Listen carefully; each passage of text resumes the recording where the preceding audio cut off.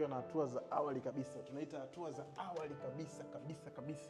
Mlango wetu una sifa zifuatazo.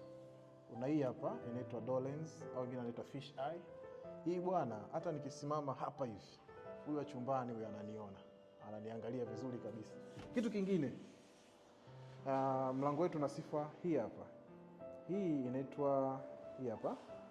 inaitwa lock chain. Iko hivi. Alafu nina lock hapa. Amekuja mtu bwana, simuelewi unachofanya na. Wewe nani bwana? Nenda bwana. Alafu safi kabisa, privacy kwenye hoteli yetu. Kwa hiyo nikimaliza na unlock. Kumbe fulani namruhusu anaingia. Kwa hizo ndo privacy tulizoweka kwenye milango yetu. Pia kuna hii inasaidia mlango uwe mzito. Tumeweka rubber kwa ajili ya noise cancellation. Kwa hiyo nikifunga huu mlango, kuna wale watu ambao mnaingia hotelini hamtaki kelele. Unaweza kusikia the difference.